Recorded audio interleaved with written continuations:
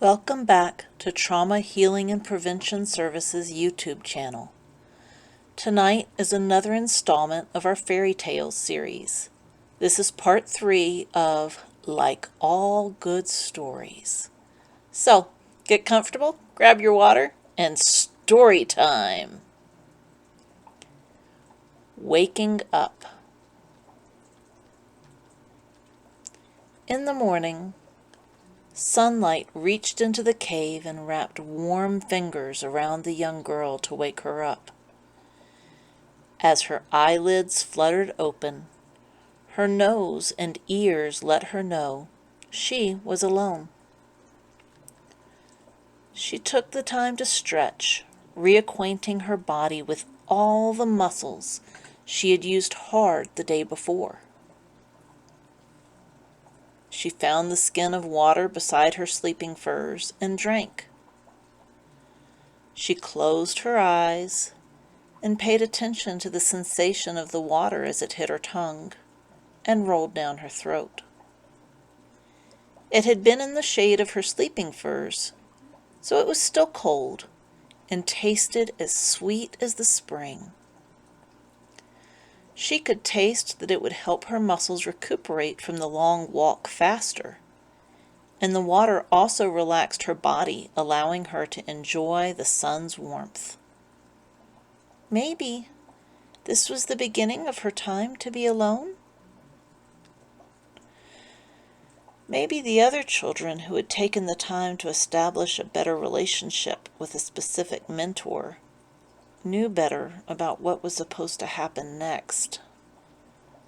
She noticed her stomach starting to tighten again, a sound of pounding in her ears, and a lump forming in her throat that would be impossible to swallow past. Well, this wouldn't work. Giving in to her fear wouldn't accomplish anything except more fear. With no idea what she was supposed to do, or what she was not supposed to do, she decided to take the time to look around and get herself oriented. In front of her was the slim opening, where the northeastern sunlight was pouring into the opening.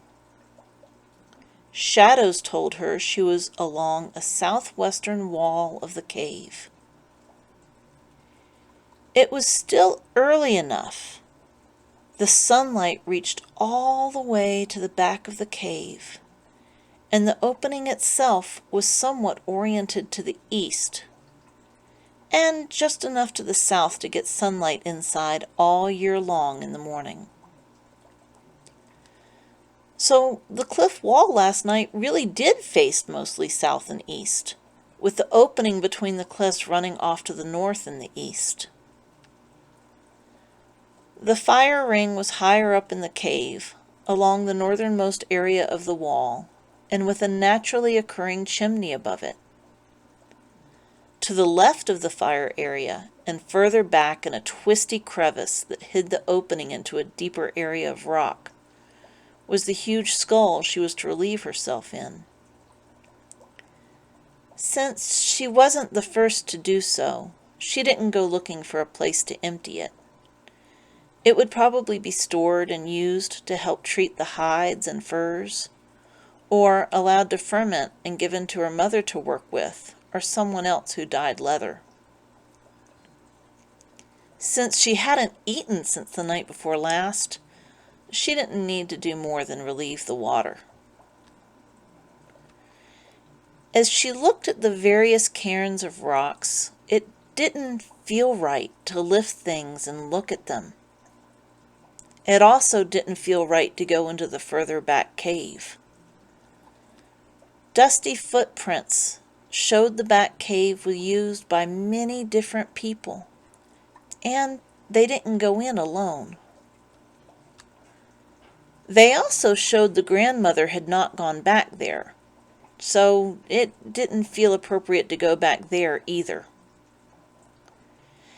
After rolling up her furs and placing them on a shelf in the wall of rock above the sleeping area, she felt like the best thing was to sit in the sun just not in view of anyone on the meadow floor. She could work with on her... Oh, no, she couldn't. They had told the children to bring nothing except their gift, their knife, their night walking clothes, and their stone if one asked to come. So she unwrapped her purple rock from her bag, set it up beside her knife in front of her, and sat with the sunlight on her face. She closed her eyes to make it easier to listen to the sun. She could hear songs on the wind. She could feel love like her mother in the light from the sun on her face. She could feel the ground beneath her reach further down into the soil, and eventually the rocks, and the water hidden in the rocks below. With her eyes closed, she could visualize the seams between different places in the ground, areas where one area rubbed up against another, grinding, like putting grass seed between two stones, or cracking open nuts with a sharp tap. She could feel all the people who passed this way, who had slept in this little cave before her. She had missed the little people with 6 legs when they arrived last night. She was surprised to realize how alive the dirt was beneath her, despite never being exposed directly to fresh rain or snow outside. She could literally feel the cave, the cliffs, the stream they had walked up from, if she just opened her mind and listened. She heard the birds laughing and joyfully teasing as fledglings took their first unsteady attempts at flight. She felt like she could hear everything. She felt like she was connected to everyone who had ever walked through this cave before her, as if they were standing around her in a circle. She felt that as long as she could keep her eyes closed, she could maintain this connection, this oneness with everything from the smallest ant to the deepest worm to the oldest ancestor to the furthest descendant to the highest bird to the biggest predator. They were all connected, interdependent. They all depended on each other. She felt the responsibility of that connection so deeply. She felt as though her heart could never be big enough to contain it all. She felt the pressing of so much knowledge just by listening. She felt her head would explode with the deluge of images. Lightning fires that burnt quickly across the bogs and fens, rains, giant mountains of ice that moved boulders like rivers move pebbles, different animals, mountains on fire, plants she'd never seen, water, lots and lots of water, bubbles. And just as she felt she might lose herself in the deluge of images that came with smells and sounds, the familiar leathery hand grabbed her ankle. Breathe.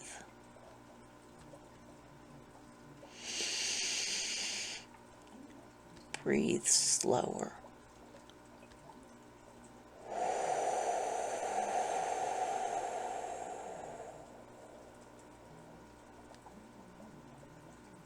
Breathe.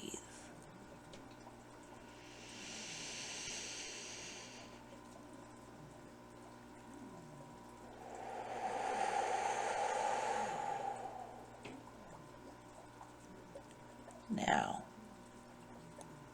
open your eyes if you need to. Can you tell me what you saw? Or do you need to just sit and breathe? The young girl recentered herself. She felt her legs crossed and her ankles pressed against the ground. She heard the soft hum of insects warming in the sun and coming to life. She felt the gentle breeze against her cheek and playing with a tendril of hair near her ear. She felt the grandmother's hand still wrapped around her leg at her ankle, the thumb slowly smoothing over her skin on her shin in time to the grandmother's breathing.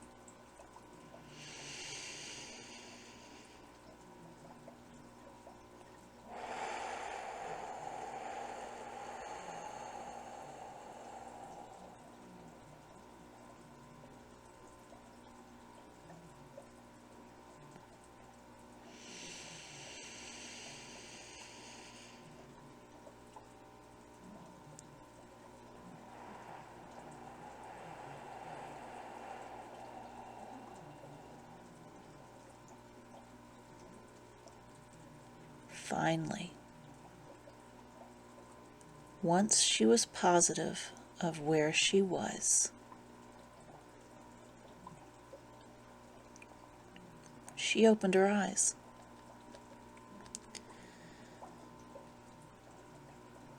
The grandmother was hunkered right in front of her, deep brown eyes watching the young girl's face intently. As the young girl opened her eyes, the grandmother rocked back on her heels, giving the young girl a little space to breathe and look around. Are you with me now? Yes.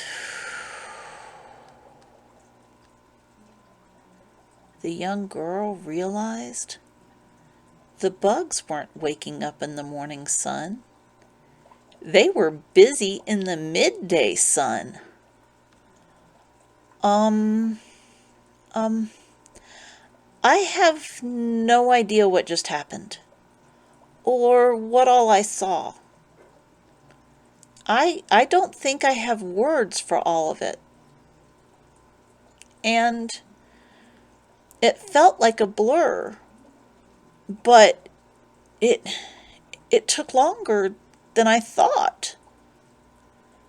I thought I saw the lightning fires that sometimes burn across the bogs, and then rain put the fires out, and moving mountains of ice flattening everything.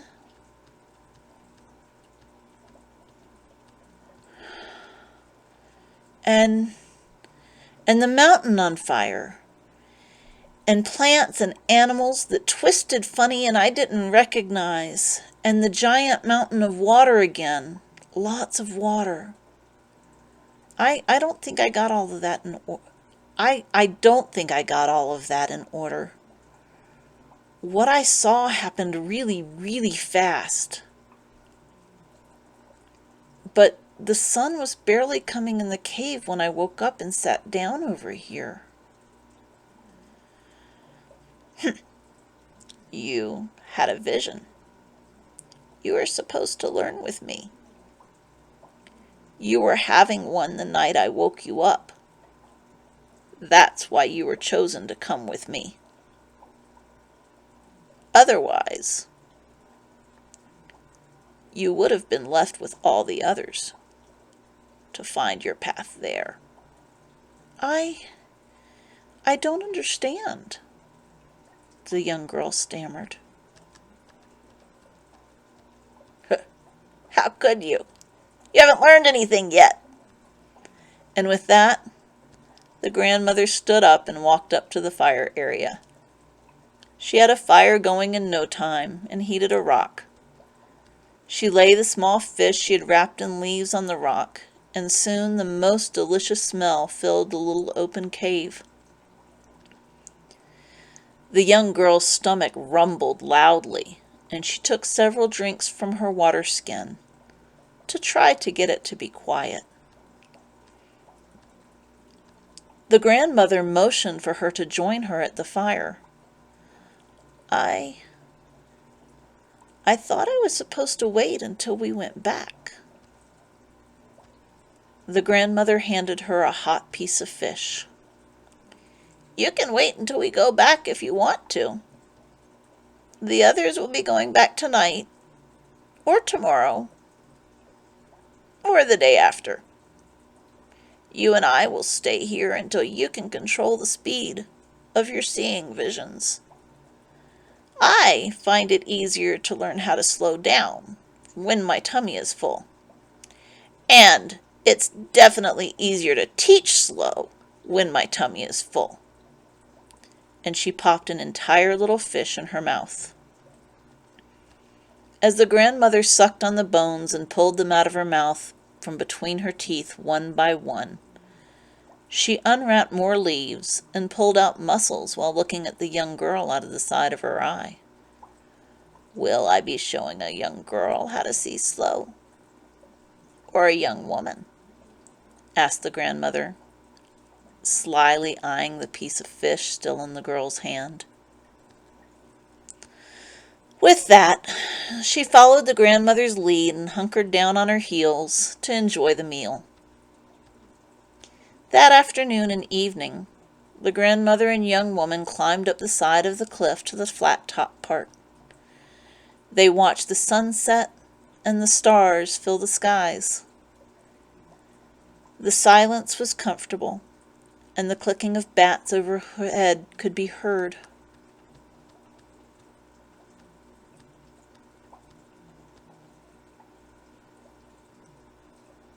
Do you know what scared you today? It was just too much.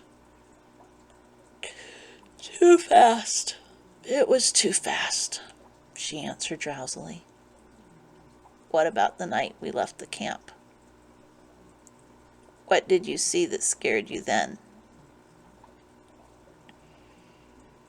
I saw everyone at the big water grounds.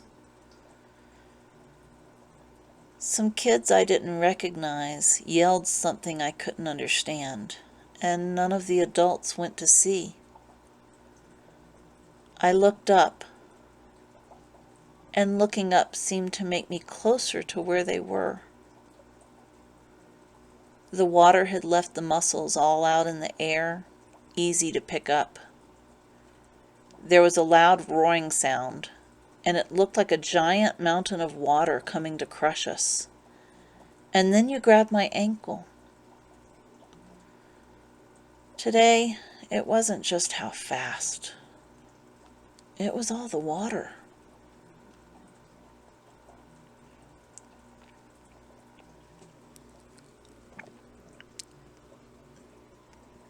The big water scared me. I've never been scared of water. Not even the big water. But today, it scared me.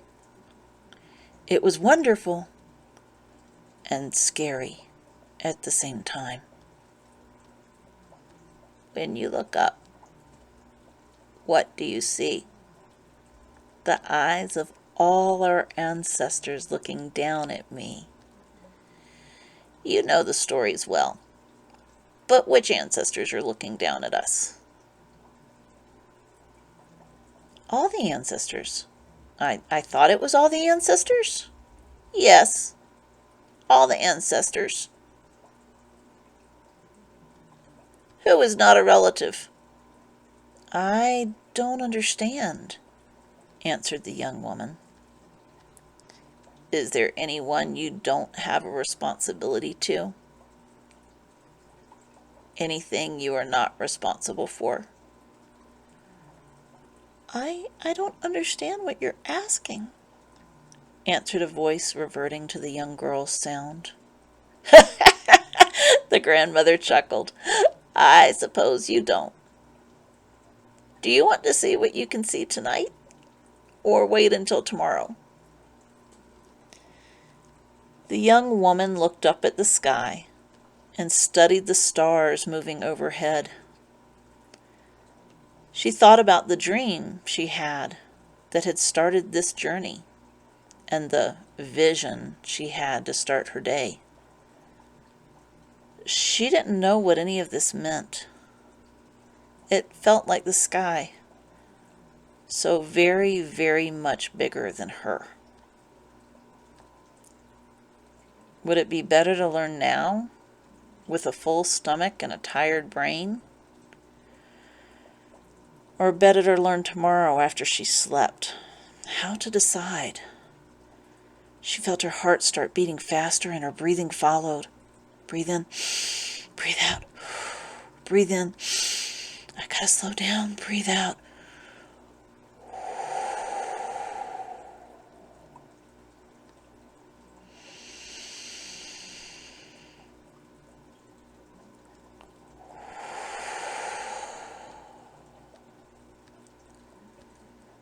As her breathing slowed, so her heart rate followed.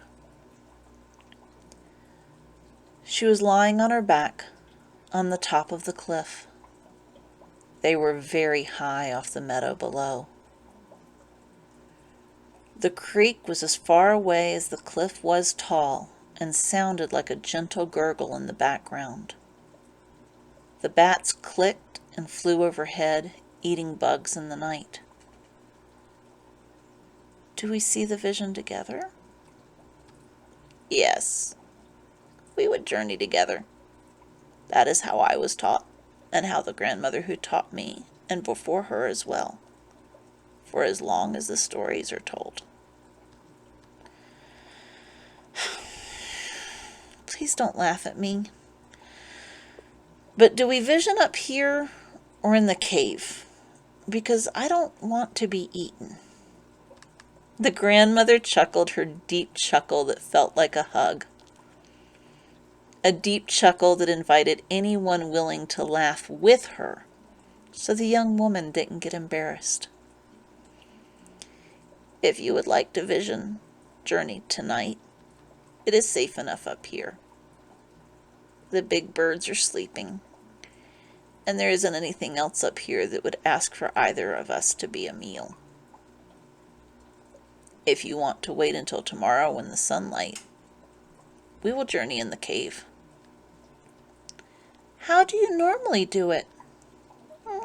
If there are many of us together, we go into the chamber and pour a drink for our sister beside us.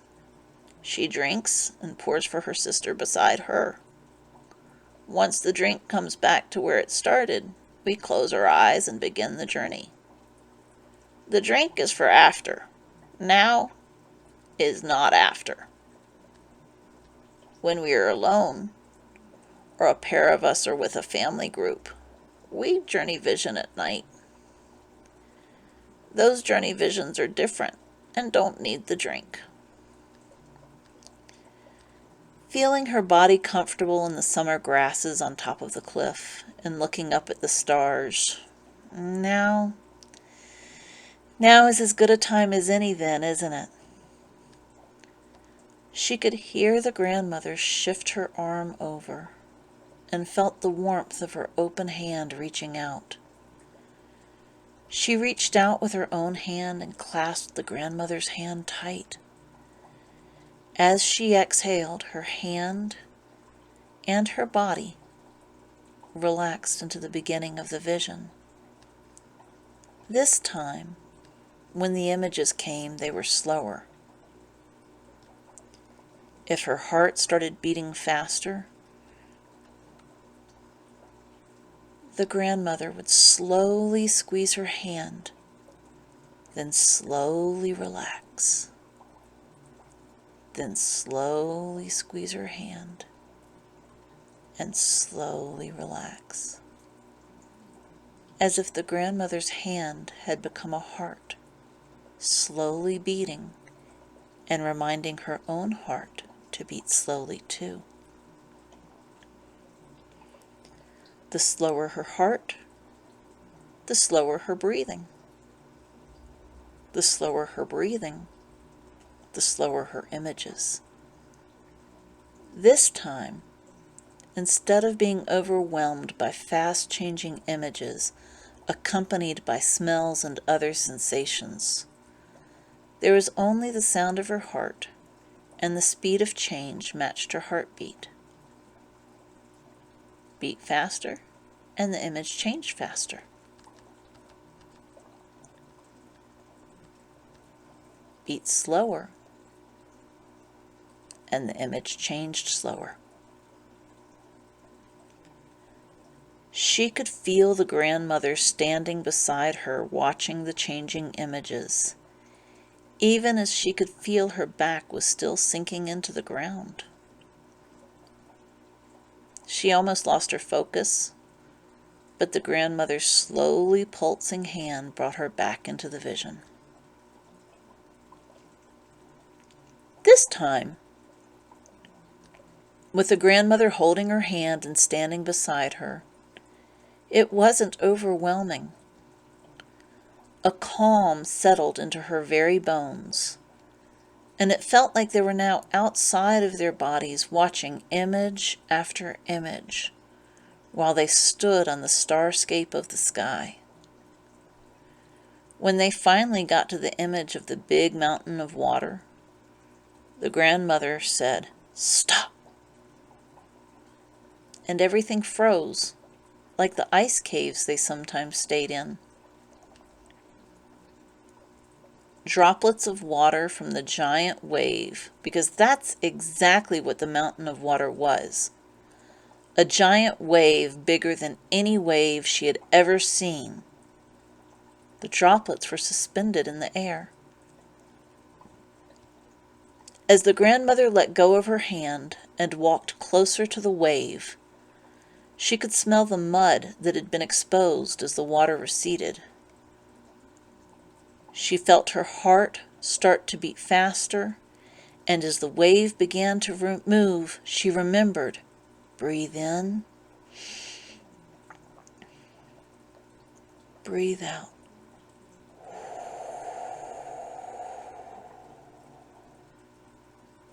Breathe in.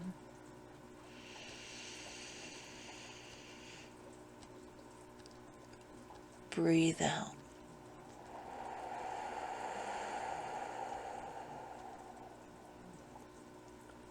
Once again, the wave was still. The grandmother reached out and touched a single droplet of water with her finger. It rippled on contact, then stayed on the grandmother's finger as the finger brought the droplet to the grandmother's mouth. Eyes closed, and the tiniest bit of the grandmother's pink tongue reached out to taste the edge of the droplet. Then the droplet was returned to where it originated, suspended in the air, away from the wave. The grandmother walked through the wave, reaching out and touching various fish and plants caught in the wave's grasp. When the grandmother completed her circle, she reached out and took the young woman's hand once again. They turned and looked at the shore, seeing homes on tops of piles of shells and other homes built on timber poles sticking out of the ground. The wave slowly went past them and then left them behind. The shore disappeared from sight with the passing of the wave. Then they were standing in the stars. With a gentle squeeze, the grandmother let go of her hand. There is much for me to share with you, and what I need to share can wait until tomorrow. Let's climb down, shall we? As the young woman became oriented enough to get up, the last thing she saw of the grandmother was the silver hair going over the edge of the cliff.